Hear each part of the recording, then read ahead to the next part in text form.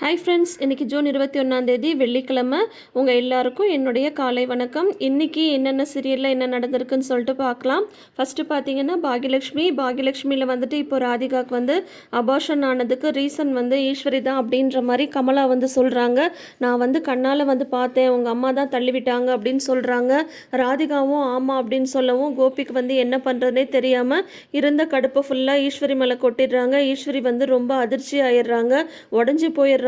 ஈஸ்வரி இப்போ வந்து பார்த்தீங்கன்னா அவங்க எங்கே தான் போவாங்க அப்படின்ற மாதிரி நேற்று வரைக்கும் நம்மளுக்கு இருந்தது. பாக்யாவுக்குமே வந்து பார்த்தீங்கன்னா அத்தை எங்கே இருக்காங்க தெரில அப்படின்ற மாதிரி வந்து பாக்யா யோசிச்சுட்டு இருந்தாங்க இல்லையா.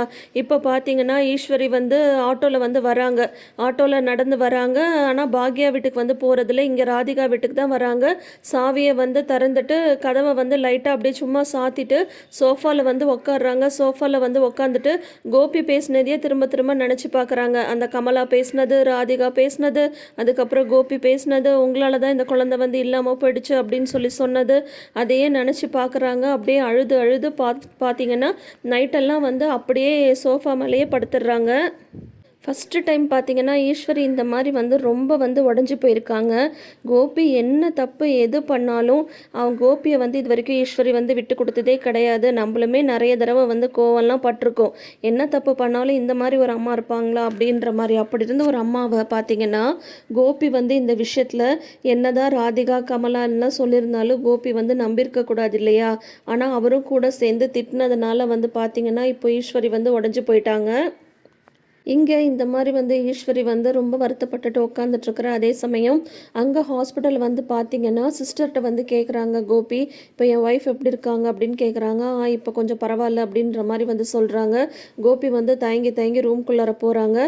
கோபியை பார்த்ததும் ராதிகா வந்து முகத்தை வந்து திருப்பிக்கிறாங்க. இந்த கமலா வந்து சொல்லவே வேண்டாம், உடனே கோபி வந்து ராதிகாட்ட வராங்க. என்ன ராதிகா, ஏதாவது சாப்பிட்டியா, உனக்கு சாப்பிட்றதுக்கு நான் ஏதாவது வாங்கிட்டு வரட்டுமா அப்படின்ற மாதிரிலாம் கேட்குறாங்க. அதுக்கெல்லாம் வந்து ராதிகா வந்து பதிலே பேசுறதில்ல. அங்கே மயு இருக்காங்க. மயு கிட்ட வந்து கேட்குறாங்க, செல்லோ நீ ஏதாவது சாப்பிட்றியாம்மா, உனக்கு பசிக்குதா அப்படின்னு கேட்கவும், ஆமாம் டேடி எனக்கு பசிக்குது அப்படின்ட்டு மயு வந்து சொல்கிறாங்க. மயு வந்து அப்படி சொன்னதும் வந்து பார்த்திங்கன்னா சரிவா நான் உனக்கு வந்துட்டு டிஃபன் வாங்கி கொடுத்துட்டு அப்படியே நம்ம எல்லாருக்கும் வாங்கிட்டு வந்துடலாம் அப்படின்னு சொல்லிட்டு மயுவை கூப்பிட்றாங்க. உடனே இந்த கமலா வந்து மயு நில்லு, நீ வந்து உனக்கு பசிக்குதுன்னா என்கிட்ட கேட்க வேண்டியதானே, எதுக்கு யார்கிட்டையோ கேட்குற, வா நான் உனக்கு வந்து போயிட்டு சாப்பாடு வாங்கி கொடுத்துட்டு அப்படியே உங்கள் அம்மாவுக்கும் வாங்கிட்டு வரலாம் வா அப்படின்ற மாதிரி வெடுக்குன்னு வந்து மயுவை கூட்டிகிட்டு கமலா வந்து போயிடுறாங்க. கோபிக்கு வந்து ரொம்ப கஷ்டமாக போயிடுது. உடனே கோபி வந்து சொல்கிறாங்க, மயு என் பொண்ணு தானே, என்கிட்ட அவள் எதுவும் கேட்கக்கூடாதா, ஏன் அத்தை இந்த மாதிரி பண்ணுறீங்க அப்படின்னு சொல்லி சொல்கிறாங்க.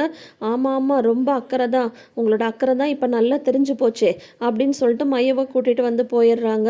உடனே ராதிகாட்ட வந்து கோபி வந்து கேட்குறாங்க, என்ன ராதிகா என்ன இதெல்லாம், ஏன் வந்து அத்தை என்கிட்ட இந்த மாதிரி நடந்துக்கிறாங்க, நான் என்ன தப்பு பண்ணேன் அப்படின்ற மாதிரி வந்து கேட்குறாங்க. ஆமாம் நீங்கள் எந்த தப்புமே பண்ணலையா, எல்லாமே நீங்கள் தான் பண்ணீங்க, நான் அப்போயே சொன்னேன் உங்கள் அம்மாவை வந்து கூட்டிகிட்டு வர வேணான்னு சொல்லிட்டு, ஆனால் நீங்கள் ஒரு வார்த்தையாவது வந்து கேட்டிங்களா, இப்போ பார்த்தீங்கன்னா உங்கள் அம்மா வந்து நம்மளோட குழந்தைய வந்து கொன்னுட்டாங்க அப்படின்னு சொல்லிட்டு கதறி கதறி அப்படியே அழறாங்க. உங்கள் அம்மா வந்து கொலை பண்ணிட்டாங்க, உங்கள் அம்மா வந்து கொலை பண்ணிட்டாங்க அப்படின்ட்டு திரும்ப திரும்ப சொல்லி கதறி கதறி அழறாங்க. உடனே வந்து கோபிக்கு வந்து என்ன பண்ணுறதுனே தெரியல. நிஜமாவே இந்த மாதிரி அழும்போது என்னங்க பண்ணுவாங்க, யாராக இருந்தாலும் ஒரு நிமிஷம் ஸ்டன்னாகி தான் நிற்பாங்க. அப்படி தான் இவரும் வந்து பார்த்தீங்கன்னா நிற்கிறாரு. ஆனால் பார்த்தீங்கன்னா இந்த சீன்லாம் பார்க்கும்போது நம்மளுக்கு கஷ்டமாக இருக்கான்னு கேட்டால் எனக்கு வந்து அந்த மாதிரி எதுவுமே இல்லை. ஏன்னா வந்து இதை விட பெரிய பெரிய பிரச்சனையெல்லாம் வந்து பாக்யா வந்து பார்த்துருக்காங்க. அவங்க தனியாக நின்று போராடிருக்காங்க. ஒரு தடவை வந்து சாப்பாட்டில் வந்து ஃபுட் பாய்சன் ஆகிடுச்சுன்னு ஒரு ஆசிரமத்தில் ஃபுட் கொடுக்கும்போது, அதுவும் இந்த ராதிகா சொன்ன ஆர்டர் தான். அப்போ வந்து பார்த்திங்கன்னா பாக்யாவை வந்து போலீஸ்லலாம் அரெஸ்ட் பண்ணிட்டு போனாங்க. அப்போ கூட வந்து பார்த்திங்கன்னா கோபி வந்து பாக்யாவுக்கு என்ன ஆச்சு அப்படின்னு சொல்லிட்டு போய் பார்க்காம ராதிகா கூடயே இருந்தார் நைட் ஃபுல்லாக. இப்போது ராதிகாவுக்கு வந்து நடந்திருக்கிறது ஒரு ஆக்சிடெண்ட். இது வந்து ஈஸ்வரி மேலே எந்த தப்புமே இல்லை. ஈஸ்வரி பாட்டி குழந்தை வேணான்னு சொன்னது எல்லாமே ரைட்டு தான். ஆனால் வந்து பார்த்திங்கன்னா இந்த ஒரு சின்ன ஆக்சிடெண்ட்டுக்கும் ஈஸ்வரிக்கும் எந்த சம்மந்தமும் இல்லாதப்போ இந்த கமலா வந்து இதுதான் சாக்குன்னு சொல்லிட்டு நான் கண்ணால் பார்த்தேன், ஈஸ்வரி தான் தள்ளிவிட்டாங்க அப்படின்ற மாதிரி சொல்லிடுறாங்க. இப்போ பார்த்திங்கன்னா ராதிகா வந்து உங்கள் அம்மா தான் குழந்தைய வந்து கொலை பண்ணிட்டாங்க, இப்போ நம்ம குழந்தைக்கு வந்து நான் எங்கே போவேன், அந்த குழந்தை மேலே நான் எவ்வளோ உயிராக இருந்தேன் தெரியுமா அப்படி இப்படின்னு சொல்கிறாங்க. உடனே கோபி வந்து சொல்கிறாங்க, என்ன ராதிகா நீ ஏன் இப்படி அழற? நானும் தான் அந்த குழந்தை மேலே அவ்வளோ பாசமாக இருந்தேன். நான் வந்து ஃபஸ்ட்டு குழந்தை வேணான்னு சொன்னதுக்கு என்ன ரீசன்றது உனக்கு வந்து நல்லா தெரியும். அதுக்கப்புறம் நீ குழந்தை வேணும்னு சொன்னதுக்கப்புறம் நம்மளுக்கு வந்து என்ன குழந்தை பிறக்க போகுது, ஆண் குழந்தையா பெண் குழந்தையா, அது எப்படி வளரும் அப்படின்ற மாதிரிலாம் நானும் தான் கற்பனை பண்ணியிருந்தேன். இப்போ என்னால் இதை வந்து தாங்க முடியல அப்படின்னதும், நீங்கள் எல்லாமே கற்பனை பண்ணீங்களே, குழந்தை மேலே இவ்வளோ ஆசை இருக்குன்னு உங்கள் அம்மாட்ட நீங்கள் வந்து சொல்லியிருக்கலாம்ல, சொல்லியிருந்தா உங்கள் அம்மா இந்த மாதிரி பண்ணியிருக்க மாட்டாங்கல்ல, இப்போ பாருங்கள் ஏன் நம்ம குழந்தையே இல்லாமல் போயிடுச்சு அப்படின்ட்டு அழறாங்க. அதுக்கப்புறம் பார்த்தீங்கன்னா கோபி வந்து சமாதானப்படுத்துகிறாங்க. அப்புறம் பார்த்தீங்கன்னா அடுத்த நாள் காலையில் வந்து விடிஞ்சிடுது. வேலையாக பாக்யா வந்து இங்கே ஈஸ்வரியை பார்க்கலான்னு சொல்லிட்டு வீட்டுக்கு வந்து வராங்க. பெல் அடிச்சு பார்க்குறாங்க, கதவே திறக்கல. அப்புறம் வந்து பார்த்தீங்கன்னா கதவு மேலே லைட்டாக வந்து கையை வைக்கிறாங்க, கதவு வந்து திறந்துடுது. ஈஸ்வரி வந்து கதவை வந்து லாக் பண்ணவே இல்லை. பார்த்தீங்கன்னா சோஃபாவில் அப்படியே படுத்து தூங்கிட்டு இருக்காங்க. உடனே பாக்யா போய் எழுப்புறாங்க, அத்தை அத்தை அப்படின்ற மாதிரி வந்து எழுப்புறாங்க. என்னத்தை இங்கே படுத்துட்ருக்கீங்க அப்படின்ற மாதிரி வந்து சொல்கிறாங்க. அப்படியே டக்குன்னு எழுந்து ஈஸ்வரி வந்து அங்கேயும் இங்கேயும் முழிக்கிறாங்க. நான் தான் அத்தை, நான் தான், ஒன்றும் பதறாதீங்க அப்படின்ற மாதிரி வந்து பாக்யா வந்து சொல்கிறாங்க. என்ன பாக்யா காலையிலே வந்திருக்கு அப்படின்ற மாதிரி சொல்கிறாங்க. இல்லைத்த, நேற்று நீங்கள் ரொம்ப என்கிட்ட டல்லாக பேசுனீங்க, என்னாச்சு ஏதாச்சுன்னு எனக்கு மனசு ஃபுல்லாக இங்கே தான் இருந்தது. ஏன் அத்தை தனியாக உட்காந்துட்ருக்கீங்க, நைட் ஃபுல்லாக தூங்கலையா, நைட் ஃபுல்லாக இங்கே தான் இருந்தீங்களா அப்படின்ற மாதிரிலாம் பாக்யா வந்து கேட்குறாங்க. உன்னை ஈஸ்வரி வந்து சொல்கிறாங்க, அதான் நான் சொன்னனே பாக்யா, வந்து அபார்ஷன் ஆகிட்டதுனால வந்து ராதிகாவும் கோபியும் ரொம்ப வருத்தத்தில் இருந்தாங்க. அதனால தான் நானும் நேற்று வந்து அவ்வளோ வருத்தமாக அவங்ககிட்ட பேசினேன். வேறெல்லாம் ஒன்றும் இல்லை அப்படின்ற மாதிரி சொல்கிறாங்க. நிஜமாக ஒன்றும் இல்லைல்லத்த, ஆனால் உங்களை பார்த்தா எனக்கு வந்து பயமாக இருக்குது. சரி நீங்கள் எதாவது சாப்பிட்டீங்களா அப்படின்ற மாதிரிலாம் கேட்குறாங்க. அப்புறம் வந்து பார்த்தீங்கன்னா நேற்றெல்லாம் நான் சாப்பிட்டேன் அப்படின்ற மாதிரி சொல்கிறாங்க. நைட் ஃபுல்லாக நீங்கள் ஒருத்தங்க தான் இருந்தீங்களா அப்படின்ற மாதிரி கேட்குறாங்க பாக்யா. இல்லை இல்லை கோபி வந்து இருந்தான் அப்படின்னு சொல்லிட்டு போய் சொல்லிடுறாங்க. இப்போ தனியாக தான் இருக்கீங்களா அப்படின்ற மாதிரி கேட்குறாங்க. அதோ இப்போ கோபி வந்துடுறேன்னு சொல்லியிருக்கான் அப்படின்ற மாதிரி சொல்கிறாங்க. இல்லைத்த, நீங்கள் இங்கே தனியாக இருக்க வேண்டாம், வாங்க நம்ம வீட்டுக்கு போகலாம் அப்படின்ற மாதிரி பாக்யா வந்து கூப்பிட்றாங்க. ஆனால் ஈஸ்வரி பாட்டி வந்து இல்லை இப்போ கோபி வந்து வந்துடுவான், நான் வந்து இங்கேயே இருக்கேன், அதெல்லாம் ஒன்றும் பிரச்சனை இல்லை பாக்யா, நான் பார்த்துக்கிறேன் அப்படின்ற மாதிரி வந்து சொல்லிடுறாங்க. நிஜமாவத்தை சொல்கிறீங்க, ஒன்றும் பிரச்சனை இல்லைல்ல அப்படின்ற மாதிரி திரும்ப திரும்ப பாக்யா வந்து கேட்குறாங்க. அதெல்லாம் ஒன்றும் இல்லை பாக்யா, நேற்றுலாம் கொஞ்சம் வருத்தமாக இருந்தது, அவ்வளோதான், வேறெல்லாம் ஒன்றும் இல்லை, இப்போ பரவாயில்ல, நீ கிளம்பு, நீ வீட்டுக்கு கிளம்பு அப்படின்ற மாதிரி பாக்யாட்ட வந்து சொல்லிடுறாங்க. அப்புறம் பார்த்தீங்கன்னா பாக்யா அப்பயும் யோசிச்சே தான் கிளம்புறாங்க. பாக்யா போனதுக்கப்புறம் என்ன நடந்துச்சுன்றது வீட்டில் இருக்கிற யாருக்கும் தெரியக்கூடாது, தெரிஞ்சால் ரொம்ப வருத்தப்படுவாங்க அப்படின்ற மாதிரி ஈஸ்வரி பாட்டி வந்து நினச்சிக்கிறாங்க. பாக்யா போனதும் ஈஸ்வரி வந்து கதவை வந்து லாக் பண்ணிக்கிறாங்க. அவங்க காஃபி போட்டு தரேன்னு சொல்லும்போது கூட வேண்டாம் வேண்டாம் நானே போட்டுக்கிறேன் அப்படின்ற மாதிரி வந்து சொல்லிடுறாங்க. ஆனால் ஈஸ்வரி பாட்டி வந்து ஒரு நிலையிலேயே இல்லாமல் இருக்காங்க. அடுத்தது பார்த்திங்கன்னா ஹாஸ்பிட்டலில் வந்து டிஸ்சார்ஜ் சம்மரி வந்து கொடுத்துட்றாங்க. கோபி போய் பில் கட்டிட்டு வராரு. அப்புறம் வந்து நம்ம வீட்டுக்கு போகலாம் ராதிகா அப்படின்ற மாதிரி வந்து ரூமில் போய் சொல்லும்போது உடனே வந்து பார்த்திங்கன்னா கோபி வந்து சொல்கிறாரு, நீ வந்து ஆஃபீஸ்க்கெலாம் ஒரு 2-3 வீக்ஸ் போக வேண்டாம், ரெஸ்ட் எடுத்துக்கோ, லீவ் சொல்லிவிடு அப்படின்ற மாதிரிலாம் சொல்கிறாங்க. நீ நல்லா சாப்பிட்ணும், ஹெல்த்தியாக சாப்பிட்ணும் அப்படின்ற மாதிரிலாம் கோபி வந்து சொல்லும்போது நான் எல்லாமே இதெல்லாம் பண்ண தான் போகிறேன், ஆனால் நம்ம வீட்டில் இருந்து கிடையாது அப்படின்னு சொன்னதும் என்ன சொல்கிற நீ, எனக்கு ஒன்றும் புரியல அப்படின்றாரு கோபி. நான் வந்து எங்கள் அம்மா கூட ஊருக்கு போகிறேன், இனிமேல் ஒரு நிமிஷம் கூட என்னால் வந்து அந்த வீட்டில் வந்து இருக்க முடியாது அப்படின்ற மாதிரி வந்து சொல்கிறாங்க. ஏன் இப்படி சொல்கிற, எதனால் ராதிகா நீ இப்படி சொல்கிற அப்படின்னதும், என்ன மாப்பிள்ள ஒன்றுமே தெரியாத மாதிரி ஒன்றுமே நடக்காத மாதிரி வந்து பேசிகிட்டு இருக்கீங்க, உங்கள் அம்மா இருக்கிற வீட்டில் வந்து எப்படி வந்து என் பொண்ணு வந்து இருப்பா, அதெல்லாம் உங்கள் அம்மாவை நம்பி இனிமேல் ஒரு நிமிஷம் கூட வந்து ராதிகாவையும் மையவையும் என்னால் வந்து விட முடியாது, உங்கள் அம்மா என்ன வேணால் பண்ணிடுவாங்க அப்படின்ற மாதிரி வந்து கமலா வந்து பயங்கரமாக ஏற்றி விட்டு பேசுகிறாங்க. உடனே கோபி சொல்கிறாங்க, ராதிகா என்ன உங்கள் அம்மா இந்த மாதிரிலாம் பேசுகிறாங்க, அதெல்லாம் ஒன்றும் இல்லை, எங்கள் அம்மா உன்னை எதுவும் பண்ண மாட்டாங்க, நான் பார்த்துக்கிறேன் வா அப்படின்ற மாதிரி வந்து சொல்கிறாங்க. உடனே வந்து ராதிகா வந்து சொல்கிறாங்க, ஏன் இது வரைக்கும் பண்ணதெல்லாம் பத்தாதா, இதுக்கு மேலேயும் வந்து நடக்கணுமா, அதான் எல்லாம் முடிஞ்சு போச்சு, என்னால் வந்து இனிமேல் உங்கள் அம்மா இருக்கிற வீட்டுக்கெலாம் வர முடியாது, அதோட வந்து எல்லாமே முடிஞ்சது, நான் ஊருக்கு போகிறேன் அவ்வளோதான் அப்படின்ற மாதிரி வந்து சொல்லிடுறாங்க. உடனே இவர் கோபி வந்து பதறி போயிடுறாரு. இதுதான் சாக்குன்னு கமலா வந்து பயங்கரமாக பேச ஆரம்பிச்சிடுறாங்க. மாப்பிள்ளை நான் சொல்கிறேன்னு சொல்லிட்டு நினைக்காதீங்க, உங்களை நம்பி தான் என் பொண்ணு வந்தா, ஆனால் உங்கள் அம்மா வந்து பிளான் பண்ணி இந்த மாதிரி வந்து குழந்தைய வந்து கொன்னுட்டாங்க அப்படின்ற மாதிரி வந்து சொல்கிறாங்க. ஏதோ உங்கள் முகத்துக்காக பார்த்துட்டு நான் பேசாமல் இருக்கேன், இல்லைன்னா நான் நேராக ஒன்று பண்ணுவேன், நேராக போலீஸ் ஸ்டேஷனுக்கு வந்து போயிட்டு உங்கள் அம்மாவை தூக்கி உள்ளே வச்சுடுவேன், அப்போ உங்கள் அம்மா அந்த வீட்டில் இருக்க மாட்டாங்கல்ல அப்படின்ற மாதிரி வந்து சொல்கிறாங்க. முன்னே வந்து எல்லா ராதிகா அந்த மாதிரிலாம் அம்மா எதுவும் பண்ண மாட்டாங்க, நீ வா வீட்டுக்கு போகலாம் அப்படின்னு சொல்லும்போது, சரி நீங்கள் இவ்வளோ தூரம் கெஞ்சுறதுனால நான் ஒரே ஒரு விஷயம் வந்து சொல்கிறேன், உங்கள் அம்மாவை முதல்ல வீட்டை விட்டு அனுப்புங்க, அப்போ தான் ராதிகா வீட்டுக்கு வருவான்னு சொல்லிட்டு ராதிகாவுக்கு பதில் அந்த கமலாவே தான் பேசுகிறாங்க. அது எப்படி முடியும்? அம்மா வந்து என்ன நம்பி தானே வந்திருக்காங்க.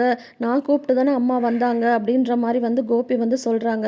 அப்படின்னா சரி ராதிகா வந்து உங்க கூட வரமாட்டா அவ்வளோதான் அப்படின்ற மாரி சொல்றாங்க. உங்க அம்மா வீட்ல இருந்தா நான் வரமாட்டேன் கோபி. அதோட நம்ம 2 பேருக்குள்ளார எல்லாமே முடிஞ்சது அப்படின்ற மாரி ராதிகாவும் ரொம்ப ஸ்ட்ரிக்ட்டா வந்து சொல்லிடுறாங்க. இந்த கமலா வந்து நீங்க அப்படி வீட்ட விட்டு அனுப்பலன்னா நான் இப்பயே போலீஸ்க்கு போறேன். போலீஸ்ல போய் கம்ப்ளைண்ட் பண்ணா உங்க அம்மாவ ஆட்டோமேட்டிக்கா புடிச்சுட்டு போறாங்க. அப்ப அவங்க அந்த வீட்ல இருக்க மாட்டாங்கல்ல அப்படின்ற மாரி மறுபடியும் பிளாக்மெயில் பண்றாங்க இந்த கமலா. உடனே வந்து என்ன ராதிகா இது உங்கள் அம்மா போலீஸ் அது இதுன்னெலாம் சொல்கிறாங்க அப்படின்ற மாதிரி சொல்கிறாங்க. அவங்க கரெக்டாக தான் சொல்கிறாங்க. நான் சொல்கிறது தான் முடிவு அப்படின்ற மாதிரி வந்து சொல்கிறாங்க. நீ எதுவும் கவலைப்படாத. நீ வந்து நீ நினைக்கிற மாதிரியே எல்லாமே நடக்கும். இந்த பிரச்சனைக்கு ஒரு சொல்யூஷனை கண்டிப்பாக நான் வந்து எடுக்கிறேன் அப்படின்ற மாதிரி வந்து சொல்கிறாரு கோபி. உன்னை அதுக்கு ராதிகா வந்து சொல்கிறாங்க அந்த சொல்யூஷன் வந்து நான் நினைக்கிற சொல்யூஷனாக இருக்கணும். உங்கள் அம்மா வந்து இனிமேல் அந்த வீட்டில் இருக்கக்கூடாது. முதல்ல உங்கள் அம்மாவை வீட்டை விட்டு வெளியே அனுப்புங்க அப்படின்னு ஸ்ட்ரிக்டாக வந்து சொல்லிடுறாங்க ராதிகா. இதோட இன்னைக்கு வந்து எபிசோட வந்து முடிச்சிருக்காங்க. ஈஸ்வரி வந்து கன்ஃபியூஷனில் இருக்காங்க. கதவை வேற லாக் பண்ணிட்டாங்க. ஆனால் பாக்யா போய் பார்த்துட்டு வரும்போது எதுவும் ஈஸ்வரி காட்டிக்கிறது இல்லை. இப்போ என்ன நடக்க போகுது அப்படின்றது தெரியல. பார்க்கலாம். நாளைக்கு எபிசோட பார்த்தா தான் நம்மளுக்குமே தெரியும். ஸோ தொடர்ந்து வீடியோஸ்க்கு நம்ம சேனலை சப்ஸ்கிரைப் பண்ணி வச்சுக்கோங்க. நோட்டிஃபிகேஷன் பெல் ஐக்கானில் ஆல் சிம்பிள் கிளிக் பண்ணிக்கோங்க. அடுத்தது நம்ம பார்க்க போகிறது என்னன்னு பார்த்தீங்கன்னா சிறகடிக்க ஆசை. இப்போ சிறகடிக்க ஆசையில் என்ன நடக்குதுன்னு சொல்லிட்டு பார்த்தீங்கன்னா அந்த ப்ரௌன் மணி இருக்கார் இல்லையா, அவர் வந்து இங்கே வந்து வந்துடுறாரு. ரோகிணியோட கடைக்கு வந்து வந்துடுறாரு. நல்ல வேலையாக வந்து மனோஜ் வந்துட்டு டீலரை பார்க்குறதுக்காக வெளியே போயிருக்காங்க. அந்த நேரம் பார்த்து இவர் இங்கே வரவும் நீ எதுக்கு இங்கே வந்த அப்படின்ற மாதிரி ரோகிணி வித்யாவும் கேட்குறாங்க. இல்லைம்மா அந்த பொண்ணு வந்து என்னை துரத்திட்டு வந்த அப்படின்னது யாருன்னது அதான் உங்கள் வீட்டில் வந்து பூ கட்டிகிட்டு இருப்பாள்ல அவள் தான் முத்து சம்சாரம் அப்படின்னு சொல்கிறாங்க. ரோகிணி வந்து சொல்கிறாங்க நான் தான் கொஞ்ச நாளைக்கு உங்களை வெளியில் வர வேணான்னு சொன்னல உங்களை யார் வெளியில் வர சொன்னது அப்படின்னதும் நல்லா இருக்குமா நீ சொல்கிறது. நான் வந்து என்னோட பொழப்ப வந்து பார்க்க வேணாமா வேலை செய்யலைன்னா எனக்கு எப்படிம்மா வந்து காசு கிடைக்கும். அந்த பொண்ணு அங்கே வருவான்னு நான் கொஞ்சம் கூட எதிர்பார்க்கவே இல்லை. அவள் என்னை பார்த்ததும் துரத்திட்டு வந்தா. எனக்கு என்ன பண்ணுறதுன்னு தெரியாமல் தான் நான் வந்து இங்கே ஓடி வந்துட்டேன் அப்படின்ற மாதிரி வந்து சொல்கிறாங்க. அதுக்கு இங்கே ஏன் வந்த அப்படின்ற மாதிரி சொல்கிறாங்க. எனக்கு என்ன பண்ணுறதுனே தெரியல பாப்பா அப்படின்ற மாதிரி வந்து சொல்கிறாங்க. முதல்ல நீ போ உள்ளே போ அப்படின்ற மாதிரி வந்துட்டு வித்யா கூட வந்து ரோகிணி வந்து இவங்களை உள்ளே அனுப்பிடுறாங்க. அதுக்கப்புறம் பார்த்தீங்கன்னா கரெக்டாக வந்து இப்போ மீனா வர இங்கே வர சொல்லியிருக்கோமே என்ன பண்ணுறதுன்னு சொல்லிட்டு இருக்கும்போது மீனாவோட வண்டி வந்துடுது. ஐயோ போச்சு அந்த பொண்ணு இங்கே நேராக இங்கே தான் வருது அப்படின்ற மாதிரி இவருமே சொல்கிறாங்க. உன்னை வித்யா வந்து அந்த பக்கம் போய் ஒளிஞ்சுக்கோ அப்படின்ற மாதிரி வந்து சொல்கிறாங்க. மீனா வந்து பார்த்தீங்கன்னா ரோகிணி நீங்கள் பூ கேட்டிங்கல்ல கொண்டு வந்திருக்கேன். சாமி ஃபோட்டோ எங்கே சொல்லுங்கள் நானே போடுறேன்னதும் இல்லை நானே போட்டுக்கிறேன் அப்படின்றாங்க ரோகிணி. இல்லைங்க பொதுவாக நான் எங்கே பூ கொடுத்தாலும் நானே என் கையால் ஃபோட்டோக்கு வந்து பூ போடுவேன் நானே போடுறேன் அப்படின்னதும் இல்லை கொடுங்க அப்படின்னு சொல்லிட்டு இவங்க பூ போடுறாங்க. ஆனால் இவங்களுக்கு அந்த பூ கூட சரியாக போட தெரில ரோகிணிக்கு. உன்னை மீனா வந்து சாமி ஃபோட்டோக்கு பூ வந்து போடுறாங்க. இது எல்லாத்தையும் ஒளிஞ்சிருந்து இந்த வித்யாவும் இவங்களும் பார்த்துட்டே இருக்காங்க. அந்த ப்ரௌன் மணியும் பார்த்துட்ருக்காங்க. என்ன இந்த பொண்ணுக்கு பூ கூட போட தெரில அப்படின்னது சும்மாரியா அப்படின்னு சொல்லிட்டு இந்த வித்யா வந்து சொல்கிறாங்க. நான் வேணால் போய் ஹெல்ப் பண்ணவா அப்படின்றார் ப்ரௌன் மணி. இப்போ நீ மட்டும் போய் ஃபோட்டோக்கு பூ போட்டேன்னா அடுத்தது உன் ஃபோட்டோக்கு தான் பூ போடுற மாதிரி இருக்கும் அப்படின்ற மாதிரி வித்யா வந்து சொல்கிறாங்க. அதுக்கப்புறம் பூ போட்டதுக்கப்புறம் எவ்வளோ காசாச்சு அப்படின்னு சொல்லிட்டு ரோகிணி வந்து கேட்குறாங்க. இல்லைங்க நீங்கள் கணக்கு வச்சுக்கோங்க நான் மாதத்துக்கு ஒரு தடவை காசு வாங்கிக்கிறேன் அப்படின்ற மாதிரி மீனா வந்து சொல்லிட்டு அதுக்கப்புறம் இன்னொரு விஷயம் உங்ககிட்ட சொல்ல மறந்துட்டேன். இந்த மாதிரி வந்து நான் உங்கள் மாமாவை பார்த்தேன் அப்படின்னதும் உடனே டக்குன்னு ரோகிணிக்கு வந்து ஃபேஸே மாறிடுது. அப்போ வந்து மீனா வந்து கவனிச்சிடுறாங்க. மாமாவா எந்த மாமா அப்படின்னதும் என்னங்க உங்களுக்கு இருக்கிறது ஒரே மாமா தானே மலேசியா மாமா அவங்கள தான் பார்த்தேன் அப்படின்னதும் அவங்கள எப்படி நீங்கள் இங்கே பார்த்துருக்க முடியும் அவர் வந்து இப்போ துபாயில் இருக்காரு அப்படின்ற மாதிரி சொல்கிறாங்க. உடனே வந்து இல்லைங்க அவரை மாதிரி தான் இருந்தது அப்படின்ற மாதிரி மீனா வந்து சொல்கிறாங்க. உடனே அதுக்கு ரோகிணி சொல்கிறாங்க அவரை மாதிரி நீங்கள் யாராவது பார்த்துருக்கலாம் ஆனால் அவரை பார்க்கலாம் வாய்ப்பே இல்லை அப்படின்ற மாதிரி வந்து சொல்லிடுறாங்க ரோகிணி. இங்கே வந்து பார்த்தீங்கன்னா வந்து என்னம்மா அதுக்குள்ளார இந்த பொண்ணு நான் துபாய் அனுப்பிடுச்சு அப்படின்னதும் பேசாமல் இறையா அப்படின்ற மாதிரி இவங்கள சமாளிச்சிட்ருக்காங்க வித்யா. அப்போ வந்து பார்த்தீங்கன்னா கரெக்டாக வந்து முத்து வந்து செல்வத்தை வந்து கூட்டிகிட்டு வராங்க. என்ன மீனா இது உங்கள் வீட்டுக்கார் இங்கே வராரு அப்படின்னதும் நீங்கள் இங்கே அப்படின்ற மாதிரி மீனா வந்து கேட்குறாங்க. இந்த மாதிரி செல்வத்துக்கு வந்து ஃப்ரிட்ஜ் வாங்கணும் அதுக்காக தான் வந்தோம் அப்படின்ற மாதிரி சொல்லும்போது மனோஜும் வேற இந்த டீலரை பார்க்க போன மனோஜ் வேற அதுக்கு முன்னாடியே வந்துடுறாரு. வந்துட்டு நீ என்ன அதுக்குள்ளார நீ வந்துட்ட அப்படின்ற மாதிரி ரோகிணி கேட்கவும் உன்னை இந்த மனோஜ் வந்து இல்லை எவ்வளோ ஸ்டாக் இருக்குன்னு எடுக்கிறதுக்காக வந்தேன் அப்படின்னதும் அப்புறம் முத்துவையும் செல்வத்தையும் பார்த்ததுக்கப்புறம் நீ எங்கடா இங்கே அப்படின்னது இந்த மாதிரி செல்வத்துக்கு ஃப்ரிட்ஜ் வேணும் அதுக்கு தான் வந்தோம் அப்படின்னதும் நிஜமாவே பார்க்க ஃப்ரிட்ஜ் வாங்க வந்தீங்களா இல்லை ஏசி காற்று வாங்க வந்தீங்களா அப்படின்ற மாதிரி மனோஜ் வந்து நக்கல் அடிக்கிறாரு. உடனே வந்து ஏன் நீ விற்கிறதுக்கு தானே எல்லாத்தையும் வாங்கி வச்சிருக்க அப்புறம் என்ன அப்படின்ற மாதிரி முத்து வந்து சொல்கிறாங்க. இந்த மாதிரி நிஜமாவே ஃப்ரிட்ஜ் நல்லா இருந்தால் வாங்கிக்கிறேன்ப்பா அப்படின்ற மாதிரி செல்வம் வந்து சொல்கிறாங்க. சரி போய் பாருங்க அப்படின்னதும் இல்லை நீயே வந்து காட்டு அப்படின்னு சொல்லிட்டு முத்து வந்து சொல்கிறாங்க. சரி அப்படின்னு சொல்லிட்டு மனோஜே வந்து ஃப்ரிட்ஜெல்லாம் காட்டுறாங்க. அப்போ வந்து செல்வம் சொல்கிறாரு, இதெல்லாம் கொஞ்சம் காஸ்ட்லியாக இருக்குது, இதை விட கொஞ்சம் கம்மி ரேட்டில் பார்க்கலாம் அப்படின்னு சொல்லும்போது அதுக்குள்ளார வித்யா வந்து இந்த ப்ரௌன் மணியை ஒரு ஃப்ரிட்ஜில் வந்து ஒழிச்சு வச்சிடுறாங்க. அந்த கீழ் டோர் இருக்கு இல்லையா, டபுள் டோர் ஃப்ரிட்ஜில் கீழ் டோரில் இருக்கிற அந்த ட்ரே எல்லாம் எடுத்துகிட்டு ஒழிச்சு வச்சிடுறாங்க. கரெக்டாக செல்வம் வந்து பார்த்தீங்கன்னா, அந்த ஃப்ரிட்ஜ் நல்லா இருக்கே, அதை போய் பார்க்கலாம் அப்படிங்கும்போது டக்குன்னு வித்யா வந்து இல்லை இல்லை நான் இந்த ஃப்ரிட்ஜை திறக்க விட மாட்டேன் அப்படின்றாங்க. ஏன் எல்லா ஃப்ரிட்ஜும் விற்க தானே அப்படின்ற மாதிரி முத்து வந்து கேட்கும்போது டக்குன்னு ரோகிணி என்ன சொல்லிடுறாங்க, அந்த ஃப்ரிட்ஜை வந்து வித்யா வந்து செலக்ட் பண்ணியிருக்கா, அவள் வாங்கிக்க போகிறா அப்படின்றாங்க. உடனே மனோஜ் சொல்கிறாங்க, அவள் ஃப்ரிட்ஜ் வாங்க போகிறதா என்கிட்ட சொல்லவே இல்லையே அப்படின்ற மாதிரி வந்து சொல்கிறாங்க.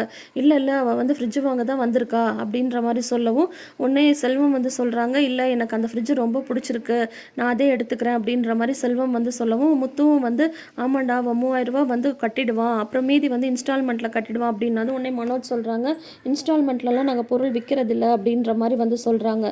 உடனே வந்து என்ன நம்பி கொடுறா, நான் தான் சொல்கிறேன்ல அப்படின்ற மாதிரி முத்து வந்து சொல்கிறாங்க. உடனே வந்து ரோகிணி வந்து சொல்லிடுறாங்க, இல்லை மனோஜ் யாருக்காகவும் நம்மளோட பாலிசியை வந்து நம்ம மாற்றிக்க கூடாது, இன்ஸ்டால்மெண்ட்லலாம் நம்ம கொடுக்க வேண்டாம், வித்யா வந்து ஃபுல் கேஷ் கட்டி அந்த ஃப்ரிட்ஜை வந்து எடுத்துப்பா அப்படின்ற மாதிரி ரோகிணி சொல்லவும் உடனே வந்து முத்து வந்து பெரிய ஊரில் இல்லாத கடையை வந்து வச்சுருக்க, வாடா நம்ம போய் வேறு கடையில் நல்ல ஃப்ரிட்ஜாக வாங்கிக்கலாம் அப்படின்னதும் மீனா சொல்கிறாங்க, ஏங்க இது அவங்க கடை அவங்க பொருள், அவங்களுக்கு விற்கிறதுக்கு விருப்பம் இல்லைன்னா வாங்க நம்ம வேறு இடத்துல வாங்கிக்கலாம் அப்படின்னு சொல்லிட்டு இவங்கெல்லாம் அங்கேருந்து கிளம்பிடுறாங்க. அதுக்குள்ளார டீலரும் கால் பண்ணவும் மனோஜும் கிளம்பிடுறாங்க. அதுக்கப்புறம் ப்ரௌன் மணி அந்த ஃப்ரிட்ஜிலேருந்து வெளியில் வராரு. வெளியில் வந்துட்டு வித்யா உங்ககிட்ட கொஞ்சம் பேசணுமா அப்படின்னு சொல்லிட்டு கூட்டிகிட்டு போய் பேசுகிறாங்க. ஏம்மா நீ மணிரத்னம் படத்தில் சான்ஸ் வாங்கி தரேன்னு சொன்னதெல்லாம் போய் தானே அப்படின்னு சொல்லவும் ரோகிணியும் வித்யாவும் அப்படியே திருன்னு முழிக்கிறாங்க. எனக்கு நல்லா தெரியுமா, முதல்ல நீங்கள் கிராமத்துக்கு வந்து என்ன வர சொன்னீங்கல்ல, அப்போயே எனக்கு வந்து டவுட் இருந்தது, அதுக்கப்புறம் திடீர்னு ஒரு நாள் வந்து இங்கே வர சொல்லி உங்கள் அப்பா ஜெயிலில் இருக்கிறதா சொன்னீங்க, எனக்கு தெரியுது இந்த ரோகிணி பாப்பா வந்து ஏதோ பிரச்சனையில் வந்து மாட்டிகிட்டு இருக்கு, இப்போ அவங்க வீட்டிலேருந்து எல்லாரும் வந்ததும் மறுபடியும் என்னை வந்து ஒழிச்சு வச்சிங்க, இதெல்லாம் வந்து டைரக்ஷனுக்காகலாம் கிடையாது, நடிக்கிற சான்ஸுக்காகலாம் கிடையாது அப்படின்னதும் இல்லை இதெல்லாம் ஒரு சீன் அப்படின்ற மாதிரி வித்யா வந்து சொல்கிறாங்க. எனக்கு தெரியும் பாப்பா, நீ என்கிட்ட இனிமேல் எதுவும் மறைக்காத, எனக்கு எல்லாமே தெரிஞ்சு போச்சு, ரோகிணி பாப்பா வந்து ஏதோ ஒரு பெரிய பிரச்சனையில் இருக்குது, அதனால தானே நீங்கள் இந்த மாதிரிலாம் பண்ணுறீங்க அப்படின்ற மாதிரி வந்து ப்ரௌன் மணி வந்து கண்டுபிடிச்சிடுறாரு. உடனே வந்து இந்த விஷயத்தை நீங்கள் வெளியில் எதுவும் சொல்லக்கூடாது அப்படின்ற மாதிரி ரோகிணி சொல்லவும் நீ எதுவும் கவலைப்படாதம்மா, என்னால் உன்னோட வாழ்க்கையில் எந்த பிரச்சனையும் வராது, என்னால் உனக்கு ஏதாவது ஹெல்ப் பண்ண முடியும்னா கண்டிப்பாக நான் வந்து உனக்கு ஹெல்ப் பண்ணுறேன் அப்படின்ற மாதிரி ப்ரௌன் மணி வந்து சொல்லிடுறாங்க. அதுக்கப்புறம் பார்த்தீங்கன்னா வித்யா வந்து சொல்கிறாங்க ரோகிணிகிட்ட, ரொம்ப நாள் இந்த விஷயத்தெல்லாம் மறைக்க முடியாது, இதுக்கு ஏதாவது நம்ம முடிவெடுத்தாகணும் அப்படின்னதும் அது என்னன்னு சொல்லிட்டு யோசிப்போம், அதுக்குள்ளார வீட்டில் என்ன நிலவரம்னு நான் பார்த்துட்டு வரேன் அப்படின்னு சொல்லும்போது மீனா வந்து மாடியில் இருக்காங்க. அப்போ முத்து வந்து திட்டுறாங்க, என்னமோ ஊரில் இல்லாத கடை வச்சுருக்கிற மாதிரி பாரு, செல்வத்துக்கு ஃப்ரிட்ஜு கூட கொடுக்க மாட்டேன்னு சொல்லிட்டான் அப்படின்ற மாதிரி முத்து வந்து திட்டும்போது அது இருக்கட்டும் விடுங்க, அது அவங்க கடை, நான் இப்போ வந்து அதை பற்றி யோசிச்சுட்டு இல்லை, நான் வந்து கடைக்கு வந்து பூ கொடுக்குறதுக்காக போகும்போது கரெக்டாக வந்து பார்த்திங்கன்னா அந்த மலேசியா மாமா வந்து நான் பார்த்தேன், அவரை மாதிரி தான் இருந்தது அப்படின்னா தான் அவர் எதுக்கு மீனா இங்கே இருக்க போகிறாரு, அவரும் தான் வேற எங்கேயோ இருக்கிற மாதிரி தானே இந்த பார்லர் அம்மா சொல்லியிருக்கு அப்படின்னதும் இல்லைங்க, உங்கள் மாமாவை பார்த்தேன்னு நான் சொன்னதும் ரோகிணிக்கு வந்து முகமே மாறிப்போச்சு, எனக்கு என்னமோ வந்து சந்தேகமாக இருக்குது அப்படின்னதும் உடனே முத்து சொல்கிறாரு, எனக்கும் ஆரம்பத்துலேருந்து அந்த டவுட் இருக்க தான் செய்யுது, அதை கண்டுபிடிக்க தான் அந்த ஆள் ஃபஸ்ட்டு கிராமத்துக்கு வந்தப்போவே சரக்கு ஊற்றி கொடுத்து உண்மையை வர வைக்கலான்னு பார்த்தா அப்போ வந்து என் மேலே எல்லாரையும் தூக்கி போட்டாங்க எல்லா பிரச்சனையும், ஆனால் எனக்கு வந்து அந்த டவுட் இருந்துட்டு தான் இருக்குது, திடீர்னு பார்த்தா அவங்க அப்பா மலேசியான்றாங்க, சிங்கப்பூருன்றாங்க, அப்புறம் ஜெயிலில் இருக்காருன்றாங்க, திடீர்னு அவர் பணம் அனுப்புனதா சொல்கிறாங்க, இந்த பார்லர் அம்மா ஏதோ ஒரு ஃப்ராடுத்தனம் பண்ணுது, நம்ம கண்டுபிடிச்சிடலாம் விடு அப்படின்னு இவங்க வந்து சொல்கிறாங்க. அதோட தொடரும் போட்டுட்டு நாளைன்னு காட்டுறாங்க. அப்போ வந்து பார்த்திங்கன்னா மறுபடியும் மீனாவும் முத்துவும் பேசுகிறாங்க. பார்த்திங்களா அவங்க மாமா வந்துட்டு வீடியோ கால் பண்ணி பேசியிருக்காங்க, அப்போ நான் பார்த்தது அவங்க மாமா இல்லை அப்படின்ற மாதிரி மீனா சொல்லவும் உன்னை முத்து வந்து சொல்கிறாங்க, இப்போ தான் எனக்கு வந்து டவுட் வந்து இன்னும் அதிகமாகுது அப்படின்ற மாதிரி முத்து வந்து சொல்கிறாரு. இப்போது நீ கூட தான் இங்கே இருந்துக்கிட்டே ஃபாரினில் இருக்கிற மாதிரிலாம் பேச வைக்கலாம், அதெல்லாம் ஏதோ கில்லாடித்தனம் பண்ணிகிட்ருக்கு அந்த பார்லர் அம்மா அப்படின்ற மாதிரி இப்போ முத்துக்கு வந்து ஸ்ட்ராங்காக வந்து டவுட் வந்துருச்சு. இதோட இன்றைக்கி வந்து எபிசோடை முடிச்சிருக்காங்க. ஸோ நாளைக்கு என்ன நடக்குது அப்படின்றத நம்ம வெயிட் பண்ணி பார்த்து தெரிஞ்சுக்கலாம். அடுத்தது நம்ம பார்க்க போகிற சீரியல் என்னன்னு சொல்லிட்டு பார்த்தீங்கன்னா பாண்டியன் ஸ்டோர்ஸ் சீசன் 2. இப்போ பார்த்தீங்கன்னா ராஜி வந்து டியூஷன் எடுக்கிற விஷயத்த தங்கமயில் வந்து நல்லா கச்சிதமாக பற்ற வச்சுட்டாங்க பாண்டியன் கிட்ட. இவர் உடனே ஆகாயத்துக்கும் பூமிக்கும் குதிக்கிறாரு. வீட்டில் நான் ஒரு பெரிய மனுஷன் சொல்லிட்டு இருக்கேன், வீட்டில் இருக்கிறவங்க கிட்ட சொல்லிட்டு ஒரு விஷயத்த செய்யணுன்றது கூட கிடையாதா அப்படி இப்படின்னு சொல்லி திட்டிகிட்டு இருக்காரு. ஏன் கோமதி, எப்போலேருந்து உனக்கு இந்த பழக்கம், என்கிட்ட ஒரு வார்த்தை கூட சொல்லணும்னு உனக்கு தோணவே இல்லையா, நேற்று நைட்டு வந்து இல்லாத கதெல்லாம் பேசிகிட்டு இருந்தல்ல அது இதுன்னு சொல்லிட்டு இந்த விஷயத்த மட்டும் சொல்லணும்னு உனக்கு தோணல அப்படிதானே அப்படின்ற மாதிரி சொல்கிறாங்க. அப்போ வந்து ராஜி வந்து சொல்கிறாங்க, இல்லைம்மாம்மா நான் தான் அத்தை கிட்ட கேட்டேன் அப்படின்ற மாதிரி சொல்கிறாங்க. வேணாம்ப்பா, நீ அதெல்லாம் டியூஷனும் எடுக்க வேணாம், ஒன்றும் எடுக்க வேணாம். ஏற்கனவே உங்கள் அப்பனும் சித்தப்பனும் என்னமோ வந்து உன் நகையை வச்சு தான் இங்கே வந்து நான் குடும்பமே வந்து நடத்திட்டு இருக்கிற மாதிரி பேசிகிட்டு இருக்காங்க. இதில் வந்து நீ வாசலில் வச்சு டியூஷன் வேறு எடுத்துகிட்டு இருந்தேன்னா உன்கிட்ட இருந்து சம்பாரிச்சிட பணத்தை வச்சு தான் இந்த வீட்டில் இருக்கிற எல்லாரும் சாப்பிட்றதா வந்து அவங்க வந்து பேசுகிறதுக்கா? போதும்ப்பா, இது வரைக்கும் நான் பட்ட அவமானம்லாம் போதும். இதுக்கு மேலேயும் வந்து உங்கள் வீட்டிலேருந்து எந்த ஒரு வார்த்தையும் வந்து கேட்கணுன்ற அவசியம் எனக்கு வந்து கிடையாது. இது நான் கஷ்டப்பட்டு உருவாக்குன வீடு. இந்த வீட்டில் வந்து நான் சொல்கிறது தான் வந்து சட்டமாக இருக்கணும். இந்த குடும்பத்துக்காக தான் நான் வந்து இவ்வளோ நாளாக உழைக்கிறேன், செஞ்சிட்ருக்கேன். இதுக்கு மேலேயும் யாரும் ஒரு வார்த்தை என்னை பேசுறதுக்கு நான் வந்து அனுமதிக்க முடியாது அப்படின்ற மாதிரி வந்து பாண்டியன் வந்து சொல்கிறாங்க. பாண்டியன் என்னதான் கோபமாக பேசினாலுமே இந்த ஒரு விஷயத்தை வந்து கண்டிப்பாக நம்ம வந்து எடுத்துக்கலாம். ஏன்னா அவங்க அப்பாவும் சித்தப்பாவும் வந்து ராஜி வந்து டியூஷன் எடுத்தாங்க அப்படின்ற பட்சத்தில் வந்து பார்த்திங்கன்னா இவங்க வந்து ராஜி வந்து கஷ்டப்படுத்துகிறாங்க அப்படின்ற மாதிரி வேணும்னே கூட கதை கட்டுவாங்க. ஏன்னா ராஜி வந்து விரும்பி கதிருக்கு ஹெல்ப் பண்ணுறதுக்காக தான் வந்து டியூஷன் எடுக்கிறாங்க. அதுவும் ஒரு விதத்தில் கரெக்டு தான், அதை வந்து நம்ம தப்புன்னு சொல்ல முடியாது. பாண்டியன் பாயிண்ட் ஆஃப் வியூலேருந்து யோசிக்கும் போது ஏன்னா என்ன நடந்ததுன்றது பாண்டியனுக்கு தெரியாது. நகை எங்கே போச்சு என்ன ஏதுன்றது தெரியாது, அவருக்கும் தெரியாது, அவங்க அப்பா வீட்டுக்கும் தெரியாது. அப்போ பாண்டியன் வந்து இந்த மாதிரி யோசிக்கிறது கரெக்டு தான். இதில் என்ன ஒரு சிக்கல்னு சொல்லிட்டு பார்த்தீங்கன்னா, இதே டியூஷன் எடுக்கிற விஷயத்தை வந்து ராஜி வந்து சொல்லியிருந்தா அது பிரச்சனை வந்து வேறு மாதிரி போயிருக்கும், இல்லைனா கோமதி சொல்லியிருந்தா வேறு மாதிரி போயிருக்கும். ஆனால் இந்த தங்கமயில் வந்து சொல்லும்போது குடும்ப கௌரவம் அப்படி இப்படின்னு தூண்டி விட மாதிரி பேசவும் பாண்டியனுக்கு வந்து இப்போ பத்திக்கிட்டு எரியுது வீடு. அப்படி கத்துறாரு லபோ திபோன்ட்டு. இல்லை பழனி வந்து சொல்கிறாங்க, இல்லைம்மாம்மா ராஜி வந்து டியூஷன் எடுக்கணும்னு சொல்லிச்சு, நான் தான் வந்து பசங்களை கூட்டிகிட்டு வந்தேன் அப்படின்ற மாதிரி சொல்கிறாங்க. ஓ, கடையில் ஒரு வேலை சொன்னால் உருப்படியாக பண்ண மாட்டேன், இப்போ மட்டும் வந்து உடனே டியூஷனுக்கு வந்து ஆளை கூட்டிகிட்டு வந்துட்டியா நீ அப்படின்ற மாதிரி சொல்கிறாங்க. அப்பயும் கோமதி வந்து சொல்கிறாங்க, இல்லைங்க நேற்றே எடுக்கணும் அப்படின்ற எண்ணெல்லாம் கிடையாதுங்க, பசங்க வரவும் சரி எடுக்கலாம் அப்படின்னு சொல்லிட்டு சாதாரணமாக செஞ்ச விஷயந்தான், மற்றபடி உங்ககிட்ட மறைச்சிட்டு செய்யணும்லாம் நான் எப்போவுமே நினச்சது இல்லைங்க, அந்த மாதிரி நான் செய்யவும் மாட்டேன் அப்படின்ற மாதிரி கோமதி வந்து சொல்கிறாங்க. நீ பேசாத, நீ எப்போலேருந்து வந்து வீட்டில் வந்து நீயே நாட்டாமல் பண்ணலாம் அப்படின்ற மாதிரி முடிவு பண்ணிட்டியா அப்படின்ற மாதிரிலாம் வந்து சொல்கிறாங்க. உடனே கதிர் வந்து சொல்கிறாங்க, ராஜி வந்து என்கிட்ட கேட்டுட்டு தான் டியூஷன் எடுத்தா அப்படின்ற மாதிரி சொல்கிறாங்க. ஓ, இப்போ இந்த பெரிய மனுஷன் முடிவு பண்ணால் வீட்டில் யார் வேணால் எது வேணால் பண்ணலாமா? இந்த பாரு, வீடு வந்து என்னோட வீடு, என்னை கேட்கணும், எந்த ஒரு விஷயம்னாலும் என்னை வந்து கேட்கணும். அப்படி அவங்கவுங்களே எல்லாருமே முடிவு பண்ணுற மாதிரி இருந்தால் இப்போயே பொண்டாட்டியை கூட்டிகிட்டு வெளியில் போயிட்டு அவன் கஷ்டப்பட்டு ஒரு வீட்டை கட்டி அவன் ஒரு குடும்பத்தை ஏற்படுத்தி அங்கே வந்து முடிவெடுக்க சொல்லு. ஏதோ பாவன்னு சொல்லிட்டு வீட்டில் வந்து நான் இருக்கிறதுக்கு அனுமதிச்சா இஷ்டத்துக்கு என்ன வேணால் பண்ணிட்டு இருப்பீங்களா அப்படி இப்படின்னு சொல்லிட்டு திட்டிட்டு போகிறாரு. இதோட சரி, இனிமேல் இந்த வீட்டில் வந்து டியூஷன் எடுக்கிறது அது இதுன்னு எதுவுமே செய்யக்கூடாது அப்படின்னு சொல்லிட்டு திட்டிடுறாரு. பாண்டியன் வந்து இப்படி சொல்லவும் தான் தங்கமேலுக்கு வந்து அப்பாடி அப்படின்ற மாதிரி வந்து இருக்குது. ஆனால் பாவம் கோமதிக்கும் ராஜிக்கும் கொஞ்சம் நஞ்சோன்னு கிடையாது திட்டு. கதிர் சப்போர்ட் பண்ணதுனால கதிருக்கும் திட்டு, பழனி சப்போர்ட் பண்ணதுனால பழனிக்கும் திட்டு, இந்த தங்கமயில் பண்ண வேலையினால இப்போ பார்த்தீங்கன்னா எல்லாருக்கும் அவ்வளோ திட்டு. சொல்கிற விதத்தில் சொல்லியிருந்தா பாண்டியன் வந்து ஒத்துட்டு இருந்திருப்பாரு, இல்லை அவர் வேணான்னு சொல்கிறத கூட தன்மையாக சொல்லியிருப்பாரு. இவ்வளோ தூரம் வந்து சொல்லியிருக்கணும் அப்படின்ற மாதிரி கிடையாது. ஸோ இந்த பிரச்சனைக்கு வந்து மூல காரணம் யாருன்னு பார்த்தீங்கன்னா கண்டிப்பாக தங்கமயில் தான். இப்போ வந்து பார்த்தீங்கன்னா ராஜி வந்து ரூமில் வருத்தப்பட்டுட்டு இருக்காங்க. அப்போ கதிர் வந்து சமாதானப்படுத்துகிறாங்க. அப்பா வந்து இந்த மாதிரி திட்டினதெல்லாம் நீ எதுவும் நினச்சிக்காத, அவர் எப்போவுமே இப்படி தான், நீ வந்து எனக்கு ஹெல்ப் பண்ணணும் அப்படின்றதுக்காக தான் நீ டியூஷன் எடுக்கிறேன்னு சொன்னேன், நான் இல்லைன்னு சொல்ல, ஆனால் நீ அதை பற்றிலாம் எதுவும் கவலைப்படாத, நீ பேசாமல் படி, நான் வந்து உன்னை படிக்க வைக்கிறேன், உன்னோட செலவு எல்லாமே நான் வந்து பார்த்துக்கிறேன் சரியா அப்படின்னதும், எத்தனை நாள் நான் இப்படி உன்னோட காசுலேயே வந்துட்டு உனக்கு கஷ்டம் கொடுக்குறது அப்படின்னதும், பரவாயில்ல இதை வந்து நீ ஒரு கடனாக கூட நினச்சிக்கோ, இப்போ மீனா நீ படித்து முடிச்சுட்டு வேலைக்கு போய் சம்பாதிக்கலையா, அந்த மாதிரி நீ சம்பாதிக்கும் போது நம்ம இதை கணக்கில் நேர் பண்ணிக்கலாம் அப்படின்ற மாதிரி சிரிச்சிட்டே சொல்கிறாரு. கதிர் சொல்லவும் ராஜியும் சரி ஓகே அப்படின்ற மாதிரி வந்து சரி மாமாக்கும் வர மாதிரி நம்ம நடந்துக்க வேணான்னு முடிவு பண்ணிடுறாங்க. அதுக்கப்புறம் வந்து கோமதியும் வந்து ராஜியை சமாதானப்படுத்துகிறாங்க, பழனி எல்லாரும் சமாதானப்படுத்துகிறாங்க, ராஜினியும் ஓரளவு நார்மல் ஆயிடுறாங்க. இங்கே பார்த்தீங்கன்னா தங்கமயில் வெளியில் பூ கட்டிட்டு இருக்காங்க. அப்போ கதிர் வந்து வராங்க. தங்கமயில் வந்து பார்த்து சிரிக்கிறாங்க. ஆனால் கதிர் வந்து ஒன்றுமே பண்ணாமல் போய் வண்டியை துடைக்க போகிறாரு. இப்பயும் பார்த்தீங்கன்னா தங்கமயில் வந்து வேணும்னே வந்து அட்வைஸ் பண்ண ஆரம்பிக்கிறாங்க. என் தம்பி இது வந்து உங்கள் ஃப்ரெண்டோட வண்டியாமே, உங்கள் அண்ணன் வந்து என்கிட்ட பேசும்போது சொன்னார், ஏதோ அப்பா சொல்லிட்டாருன்றதுக்காக நீங்கள் வந்து பைக்கை வந்து எடுக்காமல் இந்த மாதிரி கண்டவங்க வண்டியெல்லாம் வாங்கி ஓட்டிகிட்ருக்கீங்க, மாமாட்ட ஒரு வார்த்தை மன்னிப்பு கேட்டால் அவரே பைக் கொடுக்க போகிறாரு அப்படின்றாங்க. பொறுத்தது போதும் பொங்கியலுன்ற மாதிரி நம்ம கதிர் வந்து வராரு. வந்துட்டு இப்போ உங்களுக்கு என்னங்க பிரச்சனை, நீங்கள் வந்து இந்த விஷயத்த சொல்லியிருக்கக்கூடாது அப்படின்னது எது, இந்த மாதிரி வந்து மாமாட்ட மன்னிப்பு கேளுங்கன்னு சொன்னதா, பெரியவங்க கிட்ட மன்னிப்பு கேட்குறதுல என்ன தம்பி இருக்குது அப்படின்றாங்க. நான் வந்து அதை சொல்லலை, இந்த மாதிரி ராஜி டியூஷன் எடுத்த விஷயத்த நீங்கள் ஏன் சொன்னீங்க, அது வந்து ராஜியே சொல்லியிருப்பால, அந்த டியூஷன் நடக்கிறதுக்கும் உங்களுக்கும் ஏதாவது சம்மந்தம் இருக்கா? அதனால் உங்களுக்கு என்ன பிரச்சனை? இதே ராஜி சொல்லியிருந்தா அது வந்து வேற மாதிரி போயிருக்கும். உங்களுக்கு சம்மந்தம் இல்லாத விஷயத்தில் நீங்கள் ஏன் தலையிடுறீங்க அப்படின்ற மாதிரி வந்து கேட்குறாங்க. அப்படின்னா இந்த குடும்பத்துக்கும் எனக்கும் சம்மந்தம் இல்லையா தம்பி அப்படின்னு உடனே அந்த ட்ராக்ல போகிறாங்க தங்கமயில.